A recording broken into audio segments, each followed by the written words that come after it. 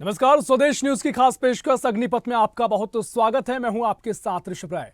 अग्निपथ में आज हम बात करेंगे आधी हकीकत आधा फसाना, गठबंधन का कहां ठिकाना।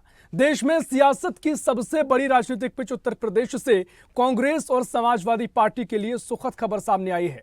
लोकसभा चुनाव को लेकर प्रदेश में भी समाजवादी पार्टी और कांग्रेस गठबंधन के फॉर्मूले पर सहमति बन गई है।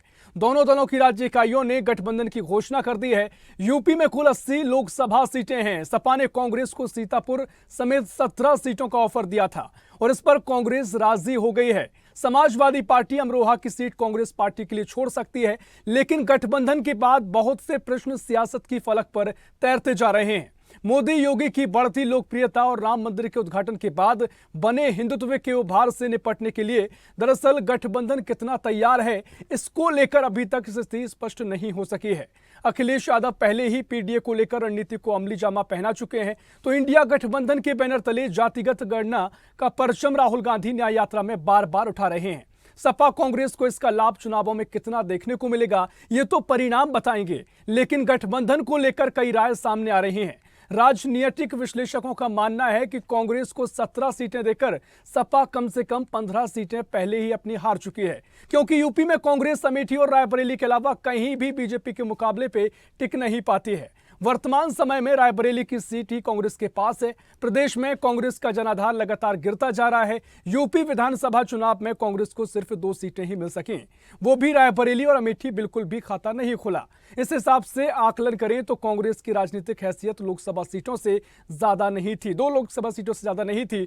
ऐसे में सपा कांग्रेस को 17 सीटें देकर खुद का ही नुकसान कर बैठी है, ये सवाल भी है। राजनीतिक जानकारों का कहना है कि सपा पहले भी अमेठी और रायबरेली लोकसभा सीटों पर मदद करती रही है। गांधी परिवार के खिलाफ सपा वैसे भी उम्मीदवार खड़ा नहीं करती। ऐसे में 15 सीटें अतिरिक्त मिलने से कांग्रेस फायदे में है। ऐसे में क्या होगी यूपी की सियासी तस्वीर, पहले इस रिपोर्ट के जरिए समझते हैं, फिर इस पर चर्चा को आगे बढ़ाएंगे।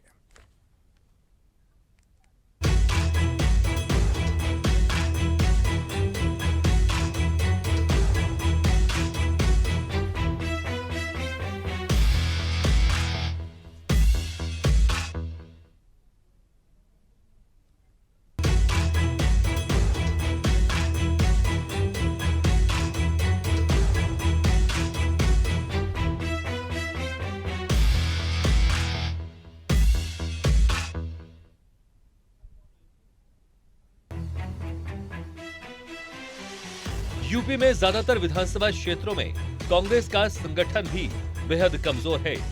ऐसे में सपा को बाकी 63 सीटों पर कांग्रेस के संगठन का लाभ मिलेगा, इसकी उम्मीद ना के बराबर लगती है, क्योंकि जब संगठन ही मजबूत नहीं होगा तो सपा को कांग्रेस कितना मदद कर पाएगी, ये तो सोचने वाली बात है। पहले भी कांग्रेस से गठबंधन का लाभ सपा को नहीं मिला है। सपा भी ये जानती है कि उसे कांग्रेस से ज्यादा उम्मीद नहीं है। समाजवादी पार्टी ने जिन 17 सीटें कांग्रेस को दी है, उनमें से कुछ सीटों पर उम्मीदवारों के नाम का ऐलान भी कर दिया है, जबकि कुछ सीटों पर सपा के संभावित उम्मीदवार भी क्षेत्र में लगातार एक्टिव थे। ऐसे में कुछ नेता नाराज होकर किसी दूसरी पार्टी में भी जा सकते हैं। अखिलेश के लिए पार्टी टूटने से बचाने की बड़ी चुनौती होगी। कांग्रेस का पुराना वोट बैंक ब्राह्मण, मुस्लिम और सामान्य वर्ग के मतदाताओं को माना जाता है। मुस्लिम मतदाता पहले से ही सपा के वोट बैंक रहे हैं। कांग्रेस के वोटर माने जाने वाले ब्राह्मण और अन्य जातियों के लोग सपा उम्मीदवारों को वोट देंगे, इसकी उम्मीद बहुत कम है। जहां पर सपा का उम्मीदवार होगा, वहां पर ब्राह्मण और सामान्य वर्ग के मतदाता बीजेपी को वोट कर सकते हैं। वहीं सपा के वोटर माने जाने वाले यादव और अन्य पिछड़ी जातियां कांग्रेस को वोट करेंगी, इसमें भी दुविधा है, क्योंकि बीजेपी के कई नेता यादव हैं और यूपी में बीजेपी सपा के वोट बैंक में सेंध लगाने की हर मुमकिन कोशिश में है। ऐसे में सपा कांग्रेस का गठबंधन कितना कामयाब होगा, ये तो समय ही बताएगा। यूपी में मुस्लिम मतदाता पहले से ही सपा और बसपा को वोट देते रहे हैं।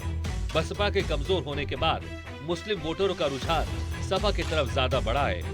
अगर कांग्रेस के बिना सपा मैदान में उतरती तो भी मुस्लिम वोट उसे ही मिलता, यानी कांग्रेस अब सपा के वोटरों के साथ मुस्लिम का भी वोट हासिल करने की कोशिश करेगी। अगर सपा के वोटर यादव और अन्य जातियां कांग्रेस को वोट देंगी तो कई सीटों पर बीजेपी को फाइट देने की स्थिति अच्छी होगी। सपा से गठबंधन करके कांग्रेस को ठीक वैसे ही फायदा मिल सकता है जैसे कि 2019 के लोकसभा चुनाव में बसपा को मिला था, लेकिन सपा को बसपा के वोट नहीं मिले। ऐसे में ये तो साफ है कि चुनाव में त्रिकोणीय लड़ाई देखने को मिलेगी।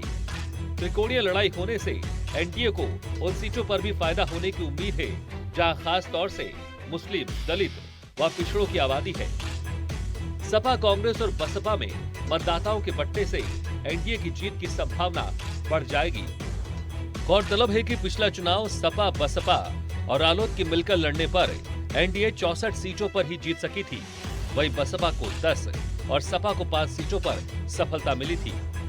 कांग्रेस को सिर्फ रायबरेली सीट पर सफलता मिली थी। वर्ष 2014 के चुनाव में बसपा और सपा में गठबंधन न होने से एनडीए 73 सीटों पर कामयाब रही थी।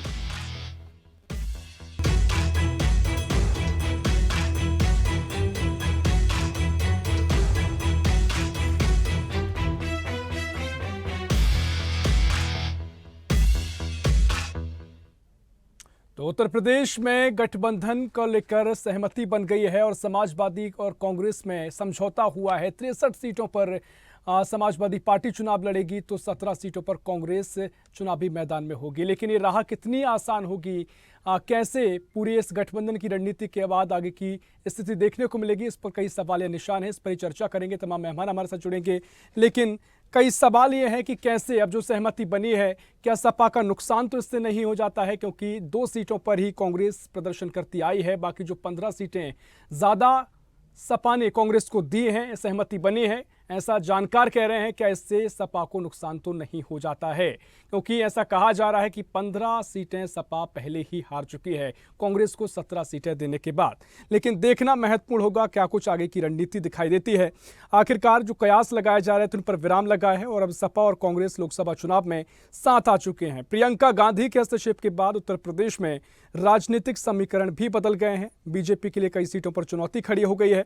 राजनीतिक जानकारों का कहना यह भी है कि बसपा को 10 सीटें बचानी भी मुश्किल दिख रही हैं, क्योंकि जिस तरीके से अब कांग्रेस को 17 सीटों देने पर सहमति सपा ने बनाई है, तो ऐसे में कांग्रेस का जनाधार उत्तर प्रदेश में उतना नहीं दिखाई देता है, जिसके चलते क्या सपा को नुकसान होगा या फिर भारतीय जनता पार्टी के सामने ये गठबंधन चुनौती बनकर सामने आएगा। ऐसे तमाम सवाल अब यहां से देखने को मिल रहे हैं। तो इसी पर चर्चा करेंगे, तमाम मेहमान हमारे साथ जुड़ेंगे। कांग्रेस से प्रवक्ता सिद्धि श्री हमारे साथ जुड़ गए हैं और साथ ही वरिष्ठ पत्रकार प्रभात त्रिपाठी जुड़ गए हैं। बहुत स्वागत है आपका। और इसके अलावा तमाम और मेहमान जुड़ेंगे। अंकुर सक्सेना जी हमारे साथ जुड़ गए हैं। चर्चा को आगे बढ़ाएंगे, लेकिन सबसे पहले प्रभात त्रिपाठी जी, मैं आपके पास आऊँगा। आप वरिष्ठ पत्रकार भी हैं और जिस तरीके से सपा और कांग्रेस का जो गठबंधन पर सहमति बनी है, कितना नफा नुकसान इसका दोनों दलों को होगा, साथ ही क्या भारतीय जनता पार्टी के लिए बड़ी चुनौती इससे हो सकती है? क्या कुछ आप देख रहे हैं इस पूरे गठबंधन के बाद? देखिए ऋषभ जी, ये जो गठबंधन हुआ है अंतिम क्षणों में सीट शेयरिंग का मामला जो कल निपटा है, वो एक दूसरे की आवश्यकता है कांग्रेस और समाजवादी पार्टी की। सिर्फ 1 और 2 सीट बचाने की, परिवार की सीट बचाने की। आपको याद होगा पिछले 1-2 दशक से यही होता चला आया है कि अमेठी और रायबरेली में समाजवादी पार्टी बाकूवर देती रही है और समाजवादी पार्टी को मैनपुरी और कन्नौज में बाकूवर मिलता रहा है। कांग्रेस वहां अपना प्रत्याशी नहीं खड़ा करती है। ये आपसी जो सहमति हुई है, मैं नहीं मानता हूं कि इससे पूरे प्रदेश में कोई क्रांति आ जाएगी, क्योंकि आप जो जैसा कह रहे हैं कि 17 सीटों पे कांग्रेस अमेठी और रायबरेली भी अपना जमीनी आधार खो चुकी है। सिर्फ प्रियंका वाड्रा को रायबरेली से चुनाव लड़ाने की जो कवायद की जा रही है सोनिया गांधी के राज्यसभा जाने के बाद, मैं ये मानता हूं कि ये प्रियंका ने पहल करके अखिलेश से बात करके ये उनको लग रहा था कि अगर कांग्रेस का समझौता नहीं होगा तो कहीं रायबरेली सीट में अगर समाजवादी पार्टी भी अलग से लड़ जाएगी तो उनकी सीट चली जाएगी। और जो यूपी में कांग्रेस मुक्त भारत की बात थी या देश में कांग्रेस मुक्त की बात, वो तो अलग बात है, लेकिन यूपी में कांग्रेस मुक्त जरूर हो जाएगी क्योंकि उनका एक एमपी था।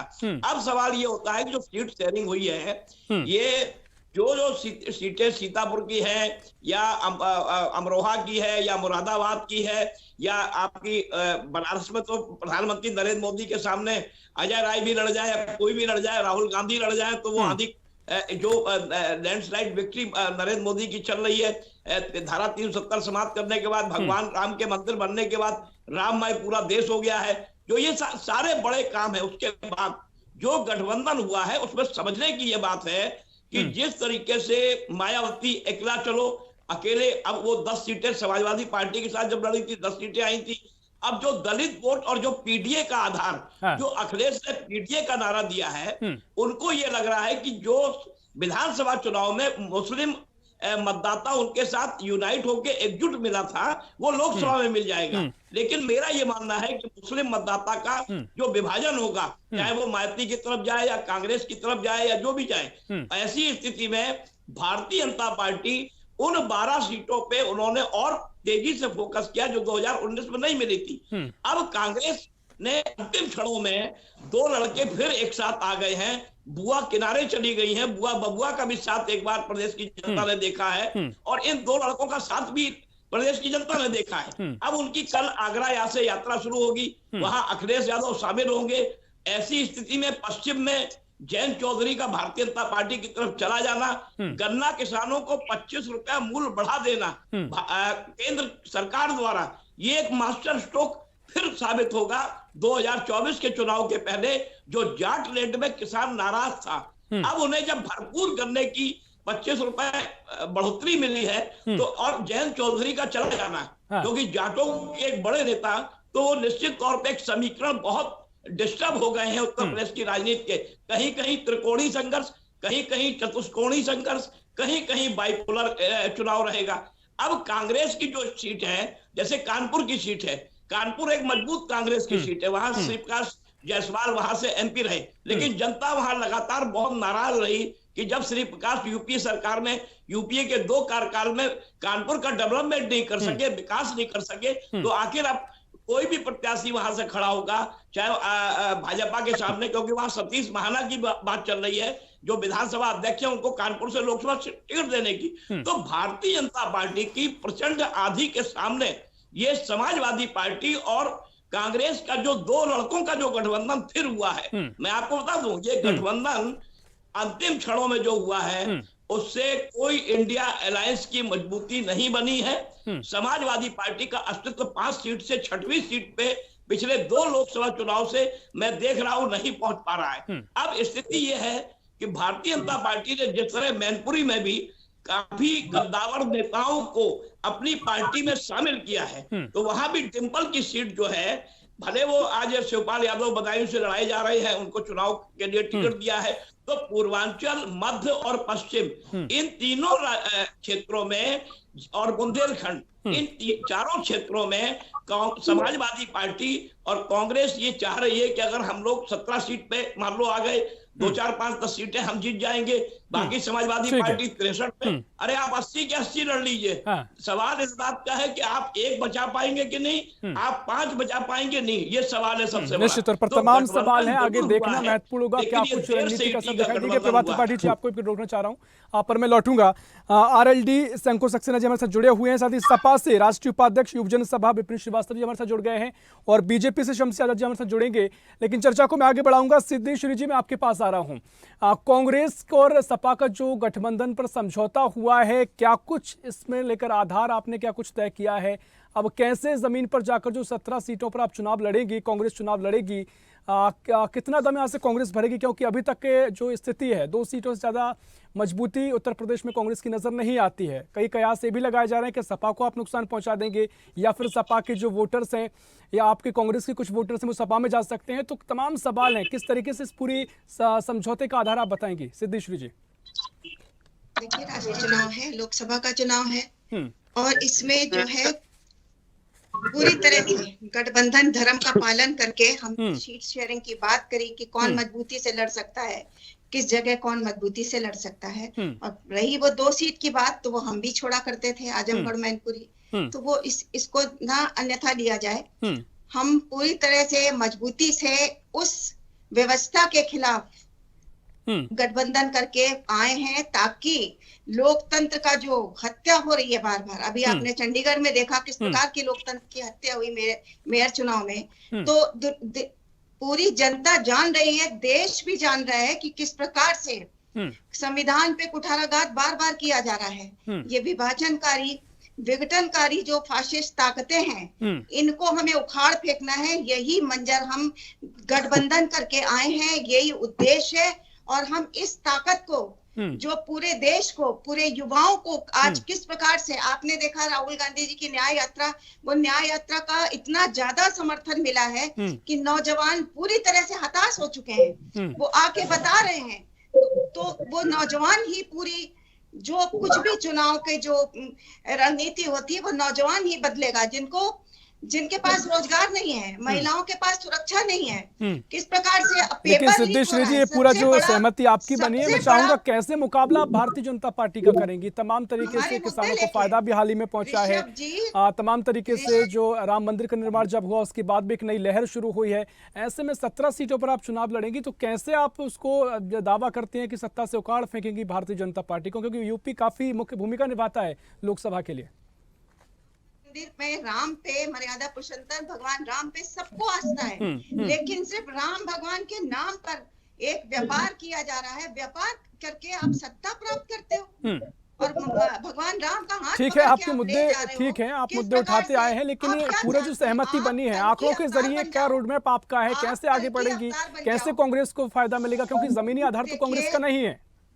जमीनी आधार तो हमने अपनी न्याय यात्रा में देखा, जो हम 5 न्याय दे रहे हैं, जिस प्रकार से राहुल गांधी जी इस प्रकार का सबके साथ चल के पूछ रहे हैं, सबके साथ साझा कर रहे हैं दुख, चाहे महिलाओं हो, चाहे व्यापारी हो, चाहे श्रमिक हो, ग्रामीण क्षेत्र के, चाहे किसान हो, महिलाओं हो, सब लोग अपना दुख साझा कर रहे हैं, बता रहे हैं कि उनको तड़प है इस से जो कुछ प्रतिशत जो है किसको क्या कह सकते हैं, वो जरूर इस चीज को मान रहे हैं कि हाँ भाई राम मंदिर बन गया, ठीक है। लेकिन जो बुद्धिजीवी है उनके पास जाके बात तो करिए। ये सिर्फ दिखावा, छलावा, पूरी जनता को भ्रम के उसमें रख करके आप सिर्फ भगवान राम के नाम से आप वोट लेना चाहते हैं, तो ये तो आपने पुलवामा में भी लिया, पुलवामा में भी वोट इसी प्रकार से लिया। तो आपकी जो नीति रणनीति है वो सही नहीं है, वो देश की जनता अब जान रही है। अब हमारा गठबंधन पूरी जोर शोर से आ गया है। अभी अखिलेश यादव जी भी हमारी यात्रा में शामिल होंगे मुरादाबाद से, तो उनके कार्यकर्ता भी, हमारे कार्यकर्ता का हुजूम देखा आपने, किस प्रकार से लोग सड़क पे हैं।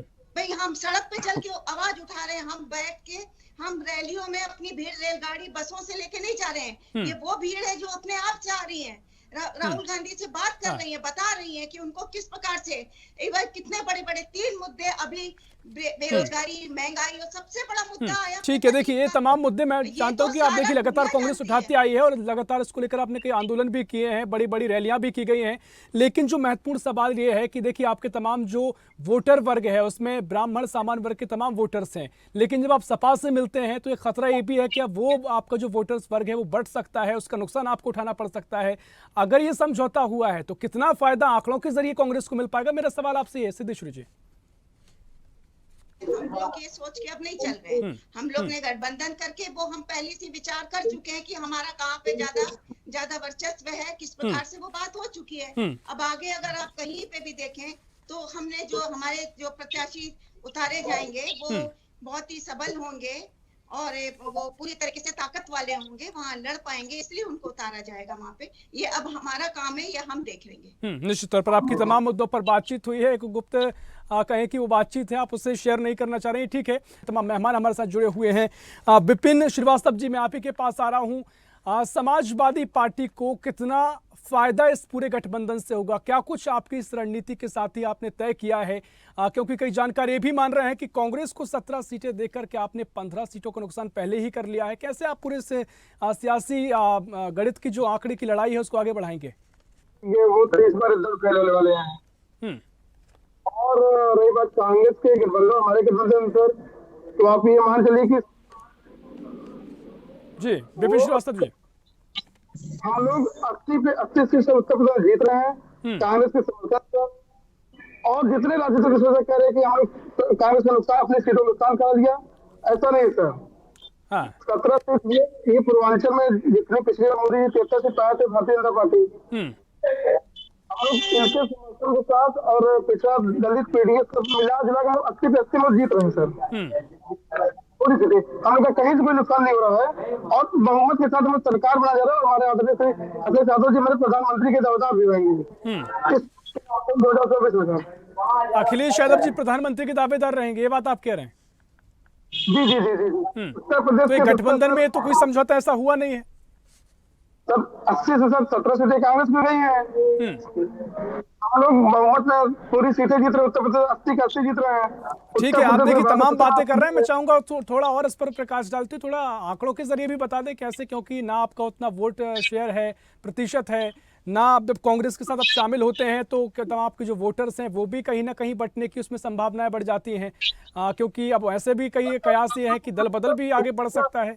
हाँ, आगे का ये आपका भाजपा ने दलित को साथ लिया, मायावती को साथ लिया। हम लोगों का सर जो मुसलमान भाई हमारे हैं वो कांग्रेस के और हमारे साथ हैं, इस बार पूरी तरह से वो सबसे हमारे साथ आ रहे हैं।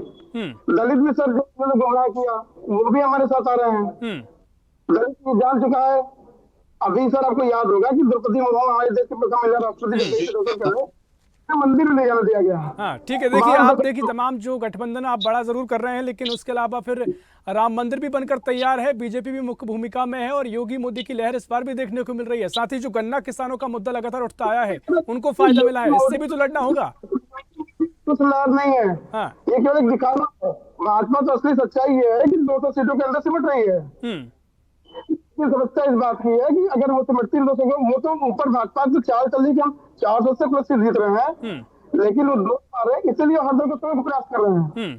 अरे सबको तोड़ रहे हैं, इधर सारी छोटी छोटी पार्टी तोड़ के उन्होंने अपने शामिल करे। अगर उनको डर ना होता तो किसी को तोड़ते ना वो जानते हैं कि हम 200 के अंदर सिमट रहे, इसलिए जिससे जितना ईडी सीबीआई जो भी छोड़ दे वो तब भी किसको भी कुछ भी कर ले, लेकिन हम लोग हम लोग इंडिया गठबंधन जीत रहे हैं और वो 200 के अंदर सिमट रहे हैं। ये भाजपा अच्छे से तो जानती है। हाँ, लेकिन देखिए तमाम बातें आपने की, मैं चाहूंगा क्या कुछ आज का रोड मैप आपने तैयार किया है, क्योंकि देखिए पिछली बार बसपा का समर्थन था तो तमाम सीटें हाथ में आई थी, लेकिन इस बार अगर कांग्रेस आपके साथ में है तो कांग्रेस का जमीनी आधार उतना नहीं दिखाई देता है। अब तमाम जो राष्ट्रीय मुख्य विपक्षी पार्टी के दम पर आप ये बात जरूर कह रहे हैं, लेकिन उत्तर प्रदेश का जो माहौल है, जो सियासत है वो अलग हो जाती है, आप खुद जानते हैं। तो ऐसे में कैसे फायदा आपको कांग्रेस के साथ का मिलेगा? सर फायदा पूरा है। सभी हम लोग बूथ कैडर से लेकर हर जगह हम लोग हमारे हर कार्यकर्ता गाँव गाँव कैडर कैंप चलाए, सारे रिस्पॉन्स मिले। कई जगह तो ईवीएम से गड़बड़ी करना शुरू कर दिया, लेकिन सर इस बार हम लोग उस पर भी हम हर जगह जीतेंगे। इस बार भी वो चाह के गड़बड़ी नहीं कर पाएंगे। दलित भी समझ गया कि हमारे साथ अन्याय हुआ है, राम मंदिर का मुद्दा था। ठीक है, आपकी तमाम रणनीति, तमाम तैयारियां हैं। मैं चर्चा को आगे बढ़ाऊंगा, आप पर लौटूंगा। आपकी आवाज भी शायद कटकर आ रही है, मैं चाहूंगा उसको दुरुस्त किया जाए। साथ ही हमारे साथ अंकुर जी हमारे साथ जुड़े हुए हैं आरएलडी से, मैं आप पर आऊंगा, लेकिन शमसी आजाद जी पहले मैं आपके पास आ रहा हूं। भारतीय जनता पार्टी और एनडीए के सामने क्या चुनौती हो सकता है गठबंधन, क्योंकि तमाम तरीके से अब रणनीति बन चुकी है, गठबंधन तैयार है और जो सीट शेयरिंग का समझौता था जिस पर लगातार कई तंज कसे जा रहे थे, अब विपक्ष तैयार है और वो समझौता भी हो गया है। शमसी जी नमस्कार आपको, आपके चैनल के सभी दर्शकों को और इस चर्चा में भाग ले रहे हमारे सभी प्रवक्ताओं को। देखिए भारतीय जनता पार्टी अपना काम लेकर चल रही। भारतीय जनता पार्टी आज से भी भारतीय जनता पार्टी 2022 में जब योगी ने 2.0 की शपथ ली थी उसी वजह से उसी वक्त से भारतीय जनता पार्टी लगातार अपना चुनावी माहौल बना रही, लगातार जमीन तैयार करे, लगातार जनता से संपर्क में है, लगातार लोगों की समस्याओं को सुन रही है, योजनाओं को पहुंचा रही है, लगातार उनसे संवाद कर रही है, सम्मेलन करा रही है। इनकी तो मजबूरी है कि इनको अपना वजूद बचाना है। समाजवादी पार्टी को और कांग्रेस पार्टी को ये बार बार वही बात है कि वही कांग्रेस पार्टी जो कहते थे अखिलेश पटेल ने, और यही कहते थे कि कांग्रेस क्या, कांग्रेस में तो चिरकुट के तरह के नेता है। तो ये लोग तो अपना रिश्ता मजबूत करने के लिए अपना जो 2024 में उत्तर प्रदेश में आपने देखा कि सोनिया गांधी ने तो उत्तर प्रदेश से प्लान कर दिया और उनको ये साफ नजर आ गया है कि अब मैं अगर दोबारा यहाँ से लड़ूंगी चुनाव तो रायबरेली की जनता हमको इस बार हरा कर भेजेगी। और हाल फिलहाल ये कि अमेठी की भी आपने देखा कि जो किला हुआ करता था कांग्रेस पार्टी का तो वो भी खत्म हो गया। समाजवादी पार्टी को पार्ट अगर नहीं करना तो समाजवादी पार्टी के बारे में भी आप जानते हैं कि रामपुर और आजमगढ़ जैसी सीटें जो इनकी कही जाती थी कि इनका घर है, इनका किला है, इनकी पुश्तैनी सीट है, इनकी पारिवारिक सीट है, तो वहां पर भी भारतीय जनता पार्टी ने जीत का परचम लहराया है। तो अब इनको अपना वजूद बचाना है, इनको अपनी सियासत चमकाना है, इनको दोबारा से राजनीति करना है। इस वजह से दोनों की मजबूरी है कि एक दूसरे का साथ दे। और कांग्रेस जैसी बड़ी पार्टी जो कह रही थी कि हम समाजवादी पार्टी को सीट देंगे, हम समाजवादी पार्टी को सीट देंगे, तो वहां पर यह हुआ कि अखिलेश यादव ने उन्हीं को 17 सीट देकर उनको ये समझा दिया कि आपका उत्तर प्रदेश में कोई जनाधार नहीं है, हम यहाँ के बॉस हैं आपके। तो ये मजबूरी का गठबंधन है जो ज्यादा दिन तक खेलने वाला थे। चुनाव आते आते भी मैं बड़ी जिम्मेदारी से कह रहा हूँ कि चुनाव आते आते कि आप देखेंगे कि जिस तरीके से पहले से माहौल था, कांग्रेस पार्टी इसके पहले भी समाजवादी पार्टी से गठबंधन कर चुकी है, लेकिन इनका और न समाजवादी पार्टी के प्रत्याशी में कन्वर्ट होता और न समाजवादी पार्टी का और कांग्रेस में जाके बदल सकता है। तो ये दोनों सीटें, ये दोनों लोग जो है आपके तालमेल दास बना ले, लेकिन भारतीय जनता पार्टी के सामने कहीं अब चुनौती नहीं है। तो क्योंकि इनका दोहरा चरित्र, इनका दोगलापन, इनकी दोहरी राजनीति, इनका तुष्टिकरण, इनका जो एक वोट बैंक हुआ करता था ओबीसी दलित और लेकिन देखिए तमाम बातें आप कह रहे हैं शमसी जी, लेकिन तमाम ये भी चर्चा है कि तमाम छोटे दल हैं वो एनडीए गठबंधन का रुख कर सकते हैं, लेकिन इसके अलावा भी तमाम तरीके से जो रणनीति और खासकर जो हमारे साथ विपिन श्रीवास्तव जी जुड़े हुए हैं वो कह रहे हैं कि इस बार बीजेपी को सीटें बचाना मुश्किल हो जाएगा, क्योंकि उसके पीछे भी तर्क है कि मुख्य विपक्षी दल जो है कांग्रेस, उसके जो बड़े नेता हैं उनका पूरा फायदा समाजवादी पार्टी लेगी।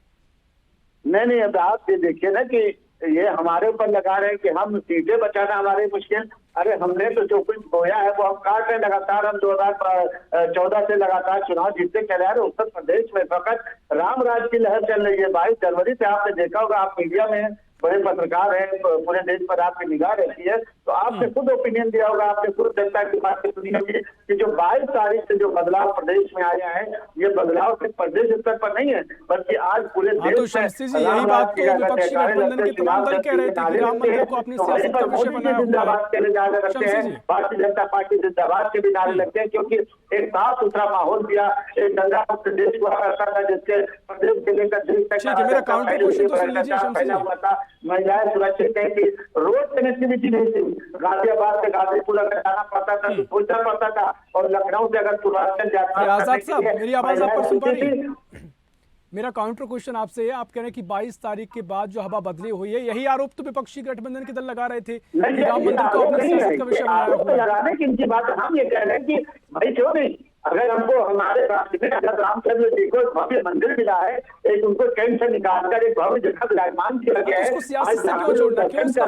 तो ये सारी चीजें भारतीय जनता पार्टी के राज नहीं हमारे में है, हम तो उसको स्वीकार कर रहे हैं। ये आरोप लगाना, ये देखिए नसीब की बात होती है, भाग्य की बात होती है कि रामचंद्र जी की सेवा करने का मौका भारतीय जनता पार्टी के राज में भारतीय जनता पार्टी कार्यकर्ताओं को मिला है, तो हम इसको साथ स्वीकार करते हैं। अगर ये आरोप है तो हम इसको साथ स्वीकार करते हैं। ये ठीक है, विपिन जी कुछ कह रहे हैं, मैं आप पर लौटूंगा, लेकिन अंकुर जी बड़ी देर से इंतजार कर रहे हैं। अंकुर जी मैं आपके पास आ रहा हूं। आपके भी जिस तरीके से इस पूरे समझौते के बाद बयान देखने को मिला, कह रहे हैं कि आप पसंद नहीं आया ये पूरा गठबंधन, इसको भी आप कह रहे हैं कि हमें भारत सौंप दे, हम देख लेंगे कैसे चलाना है। तमाम तरीके के बयान मैंने ऐसे सुने, आप क्या कुछ इस पूरे समझौते के बाद आप कहेंगे? बात तो ये है कि इतने समय बाद आपने बोलने का अवसर दिया, इसके लिए आपका बहुत बहुत धन्यवाद। जहाँ तक सवाल इंडिया गठबंधन का या समाजवादी पार्टी और कांग्रेस गठबंधन का है, तो सबसे महत्वपूर्ण विषय वस्तु तो ये अब इंडिया गठबंधन रह कहाँ गया है। जो इंडिया गठबंधन की स्टार्टिंग करने वाले थे माननीय नीतीश कुमार साहब, वो खुद आज एनडीए गठबंधन का एक भाग हैं। तो ऐसी स्थिति में जब इंडिया गठबंधन की जिनने शुरुआत की थी, तो अब इंडिया गठबंधन नाम की कोई चीज नहीं रह गई है। अब उत्तर प्रदेश की अगर हम बात करते हैं और समाजवादी पार्टी और कांग्रेस के गठबंधन की बात करते हैं, तो इनको लेकर एक पुरानी कहावत जो हम लोगों की लोकोक्तियां और कहावत कही जा रही है, आज की डेट में लागू होती हैं, और वो कहावत है कि एक अंधा दूसरे अंधे को रास्ता पार करने का प्रयास कर रहा है। तो कहीं ना कहीं कांग्रेस डूब चुकी है, समाजवादी पार्टी। लेकिन इन्हीं अंधों के जरिए आप रास्ता तलाश रहे थे, इससे पहले आपने भी पूरी जो राह बनाई थी वो इन्हीं अंधों का सहारा लेकर बनाई थी। देखिए का सहारा लेकर अपनी राह नहीं बनाई थी, हम लोगों ने निरंतर संघर्ष करके अपनी राह बनाई थी। तभी जब हम लोग जीरो पे थे तब भी हम विपक्ष में थे और हम लोगों ने निरंतर संघर्ष किया और उस संघर्ष का परिणाम रहा कि आम जनमानस हमारे साथ जुड़ा रहा। हम लोगों ने सदैव जहां पे भी मौजूद है, हम जिस भी गठबंधन का पार्ट है, हमारा अपना उद्देश्य है, हमारी अपनी विचारधारा है और हमारी विचारधारा परम श्रद्धेय स्वर्गीय चौधरी चरण सिंह जी की विचारधारा है। जो सत्य होगा उसको आप लोगों के समक्ष बयान करेंगे और जो गलत होगा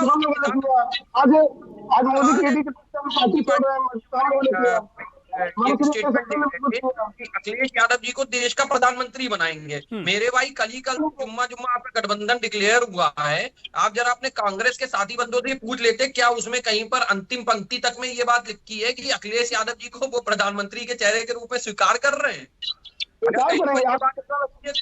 बड़ी प्रसन्नता होगी कि हमारे उत्तर प्रदेश का कोई व्यक्ति प्रधानमंत्री पद का दावेदार डिक्लेयर हो रहा है आज की डेट में। परंतु मुझे तो नहीं लग रहा आज में ऐसा कोई भी कांग्रेस और समाजवादी पार्टी के बीच में कहीं पर भी किसी स्तर पर बात हुई हो। लेकिन देखिए, आपने तमाम बातें कही, आपने कहा गठबंधन बचा कहाँ है। कम से कम अगर उत्तर प्रदेश का जिक्र करें तो ये समझौता बनना भी मुश्किल हो रहा था, वो तो बन गया है और अब कम से कम गठबंधन की बुनियाद पर आगे तो बढ़ा जा सकता है, जिसका आप लगातार पहले समर्थन भी कर रहे थे कि गठबंधन का हिस्सा हम होंगे तो उसी राह पर आगे बढ़ेंगे। तो वो स्थिति तो अब बनती जा रही है। क्या चुनौती हो सकती है इंडिया के लिए? ऋषभ जी, कोई चुनौती नहीं है। मैंने आपसे पहले ही कहा था कि एक कंधा दूसरे कंधे को रास्ता पार कराने का प्रयास कर रहा है। ये तो अस्तित्व की लड़ाई है। अब उत्तर प्रदेश में 1 दर्जन से ज्यादा सीटें तो समाजवादी पार्टी आज की डेट में स्वयं आप जान रहे हैं कि ना संगठन है कांग्रेस का, ना कांग्रेस का जनाधार है। आप अगर आंकड़े उठा के देखते हैं तो विधानसभा चुनाव में कांग्रेस के जो प्रत्याशी विभिन्न जनपदों में रहे, 2500, 3000, 3500, 5000 का वोट पाए हैं।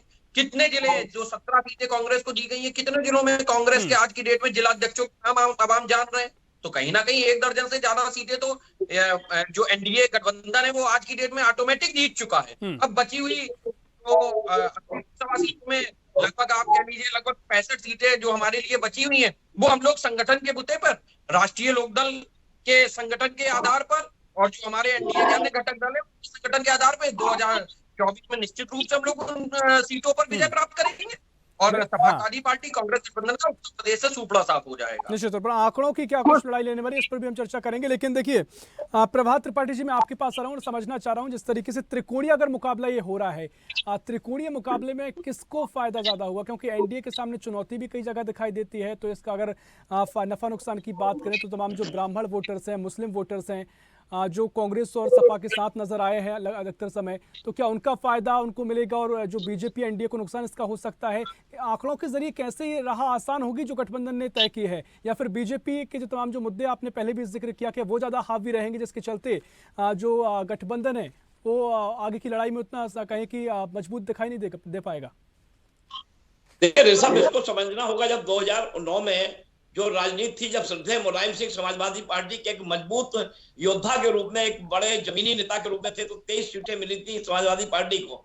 2009 की समाजवादी पार्टी 23 सीटों वाली और कांग्रेस 22 सीटों वाली। कांग्रेस ने लगातार अपने संगठन पे काम नहीं किया। मैं लड़की हूं, लड़ सकती हूं, जब चुनाव होता है तो प्रियंका भी आ जाती है, सड़कों पर उतरती है।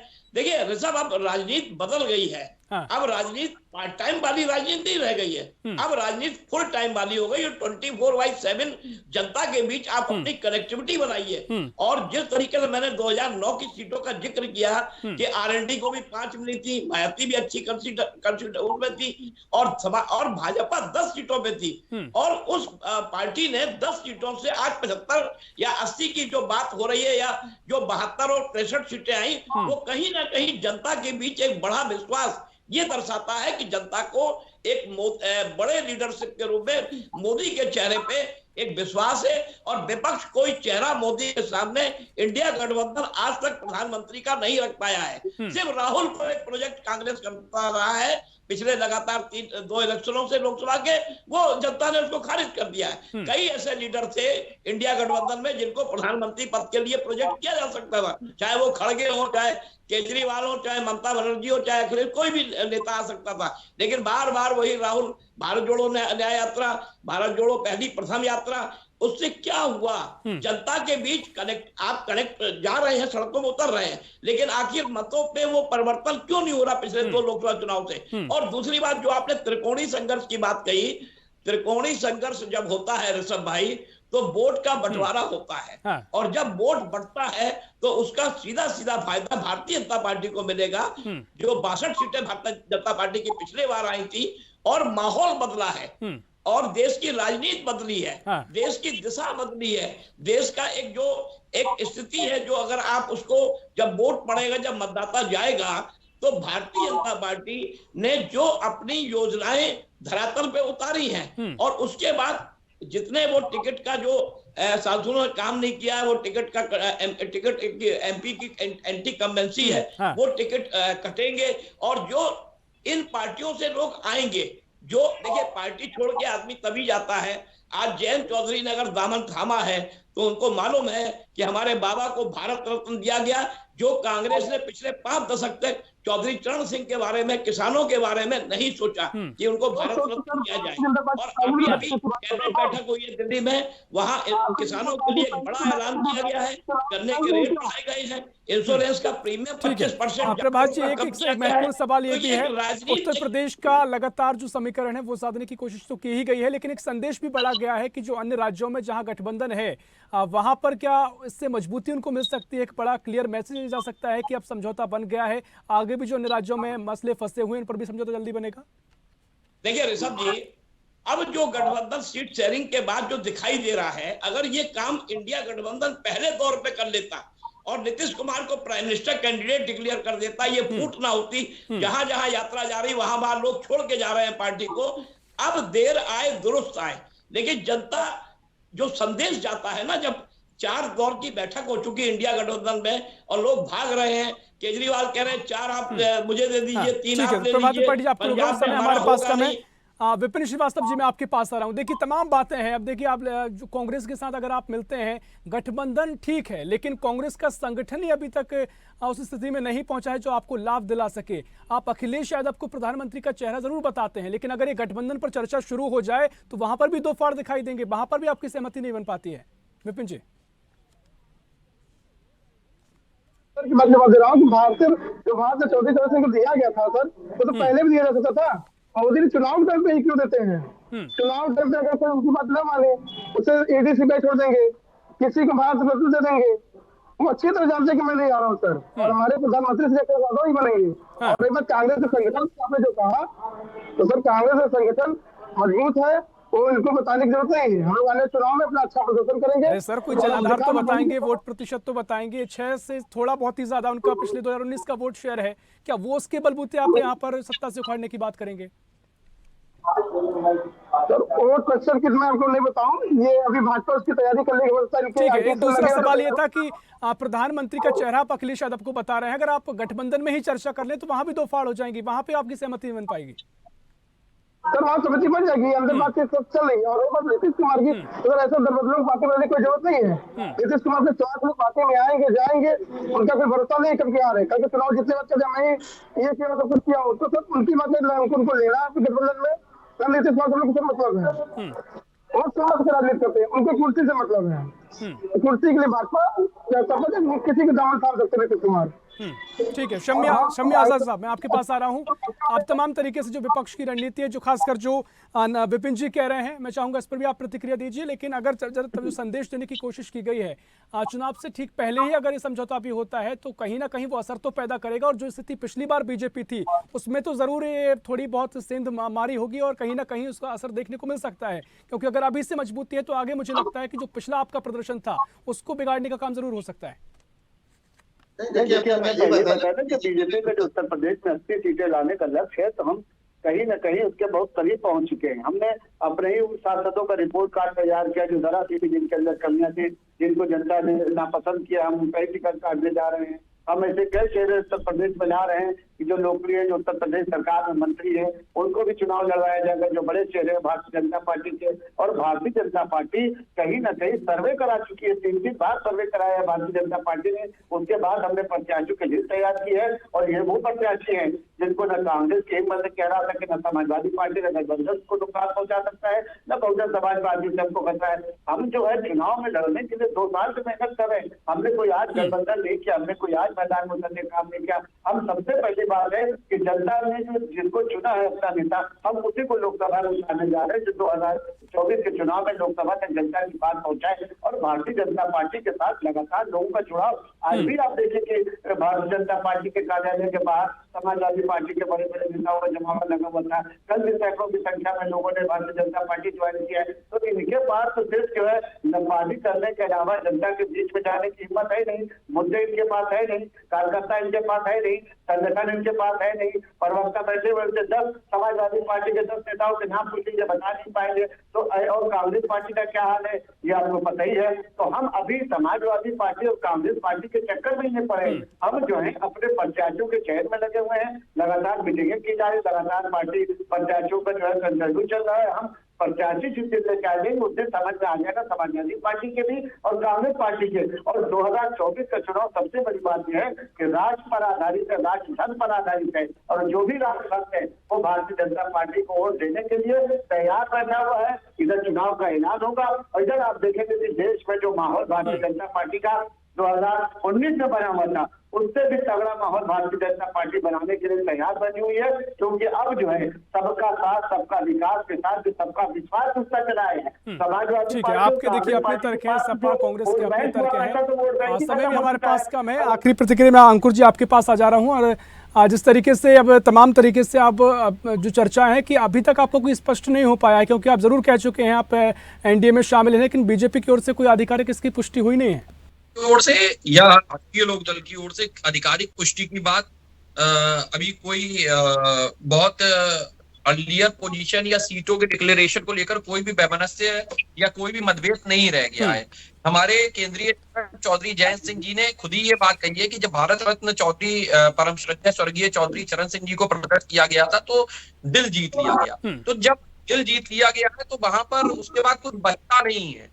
आधिकारिक रूप से सीटों की डिक्लेरेशन या आधिकारिक रूप से एनडीए के साथ गठबंधन की घोषणा जो है ये बहुत जल्दी आपके सामाजिक चैनल पर जब केंद्रीय नेतृत्व के द्वारा की जाएगी तो हम लोग पुनः एक डिबेट में उपस्थित होंगे और प्रेस कॉन्फ्रेंस करके आपको उसका ब्यौरा भी देंगे। लेकिन वर्तमान परिदृश्य में जो आज की डेट में कांग्रेस समाजवादी पार्टी की स्थिति है, कहीं ना कहीं आप देखिए कि कांग्रेस और समाजवादी पार्टी की स्थिति जो है वो ना साथ में चल पा रहे हैं और ये मजबूरी का ठीक है, देखिए तमाम चर्चा इस पर की जा सकती है, तमाम तरीके से आपकी भी रणनीति है और बीजेपी के अपने भी तर्क हैं और जिस तरह से हवा दिखाई भी दे रही है जो मजबूती स्थिति में बीजेपी है, तो उससे तो मुश्किल अभी नजर आता है कि गठबंधन कोई बड़ी चुनौती दे सकता है। लेकिन गठबंधन का भी अपना तर्क है कि भाई इस बार विपक्षी जो देश में विपक्षी पार्टी है उसका साथ रहेगा तो तमाम तरीके से चुनौती दी जाएगी। लेकिन देखना महत्वपूर्ण होगा ये सारी जो बातें हैं वो नतीजों में कितना परिवर्तित हो सकती हैं। फिलहाल बहुत शुक्रिया आप सभी मेहमानों को चर्चा में शामिल होने के लिए। तो मुख्य रूप से अब तमाम तरीके से समझौता हुआ है सपा और कांग्रेस के बीच में, लेकिन जमीन पर कितना फायदा सपा को मिलेगा, कांग्रेस को मिलेगा या गठबंधन का जो पूरी रणनीति है वो चुनौती रहेगी बीजेपी एनडीए के लिए, ये तमाम सारी बातें देखने वाली होंगी। फिलहाल के लिए इस खास पेशकश में इतना ही। देश प्रदेश की और भी खबरों के लिए देखते रहिए स्वदेश न्यूज, सबसे पहले देश।